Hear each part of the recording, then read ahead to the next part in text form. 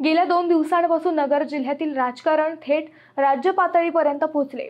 जवळपास सगळ्याच न्यूज चॅनल्सने नगर जिल्ह्यातील एक बातमी कॅच केली। सामाजिक कार्यकर्त्या तृप्ती देसाई व भाजपचे नगर उत्तरेचे जिल्हाध्यक्ष नितीन दिनकर यांच्यातील आरोप प्रत्यारोपांची ती बातमी होती। भूमाता ब्रिगेडच्या नेत्या तृप्ती देसाई यांनी भाजपचे जिल्हाध्यक्ष नितीन दिनकर यांच्यावर अत्यंत गंभीर आरोप करत त्यांच्या तक्रारीचे मेल थेट मुख्यमंत्री देवेंद्र फडणवीसांना पाठवले। अनेक न्यूज चॅनल्सने थेट देसाई यांची बाईटही चालवली। आरोप एवढे गंभीर होते की त्या बातम्या लागलीच व्हायरल झाल्या। आता हे आरोप व हा प्रकार नेमका काय याच विषयीचा आमचा हा स्पेशल रिपोर्ट। नमस्कार, मी अद्वैता आणि आपण पाहत आहात अहिल्यानगर लाईव्ह 24 नगरी राजकारणाचं परफेक्ट अनालिसिस। भूमाता ब्रिगेडच्या नेत्या तृप्ती देसाई या नगर जिल्ह्यात चांगल्याच चर्चेत असतात। 8-10 वर्षांपूर्वी तृप्ती देसाई यांनी शनी शिंगणापूर येथील 400 वर्षे जुनी परंपरा मोडीत काढत तेथील चौथऱ्यावर महिलांना प्रवेश मिळावा यासाठी आंदोलन केलं होतं। देसाई यांच्या आंदोलनानंतर परंपरा मोडीत काढल्याचा आरोप करत काही हिंदुत्ववादी संघटनांनीही देसाई यांच्या विरोधात आंदोलन केलं होतं। अखेर महिलांना चौथऱ्यावर प्रवेश देण्याचा ऐतिहासिक निर्णय घेण्यात आला। या आंदोलनाला यश मिळाल्यानंतर देसाई राज्यभर चर्चेत आल्या। त्यानंतर दिंडोरा येथील गुरुमाऊली अण्णासाहेब मोरे यांच्यावरील आरोप, बीडचे वाल्मिक कराड प्रकरण, शनी शिंगणापूर देवस्थानमधील मुस्लिम कर्मचारी काढण्याचे प्रकरण अशा अनेक प्रकरणावर बोलताना तृप्ती देसाई दिसल्या। याच तृप्ती देसाईंनी 2 दिवसांपूर्वी उत्तर नगर जिल्ह्याचे भाजपचे जिल्हाध्यक्ष नितीन दिनकर यांच्यावर अत्यंत गंभीर आरोप केले। या आरोपानंतर नगर जिल्ह्यातील राजकारण पुन्हा बिथरले। दिनकर हे पदाचे आमिष दाखवून महिलांना बियर बार व ढाब्यावर बोलवतात, नाचायला लावतात, पदाच्या आमिषाने उशिरापर्यंत ताटकळत ठेवतात, असे गंभीर आरोप तृप्ती देसाई यांनी केले। नगर जिल्ह्यातील काही महिला पदाधिकाऱ्यांनी पुण्यातील आपल्या ऑफिसला येऊनही तक्रार केल्याचं देसाई यांचं म्हणणं होतं। या प्रकरणाचे गांभीर्य वाढविणारा नितीन दिनकर यांचा व्हिडिओही त्यानंतर सोशल मीडियावर फिरू लागला। या व्हिडिओत जिल्हाध्यक्ष नितीन दिनकर हे महिलांसोबत डान्स करताना दिसल्याने राज्यभर चर्चा वाढल्या।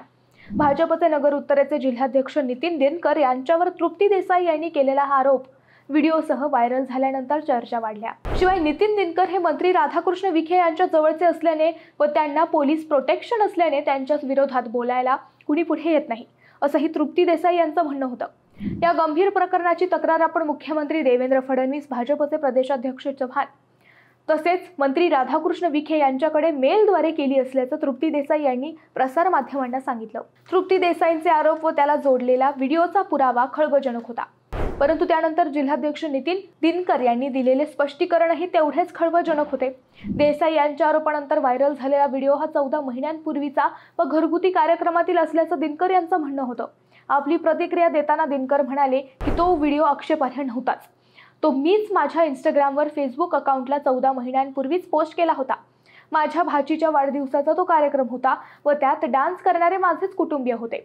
14 महिन्यांपूर्वीचा व्हिडिओ पोस्ट करून स्वतःला प्रसिद्धी मिळवण्यासाठी तृप्ती देसाई हे बदनामीचे षडयंत्र रचत असल्याचा आरोप दिनकर यांनी केला। याबाबत श्रीरामपूर पोलिसात तक्रारही दाखल करण्यात आली।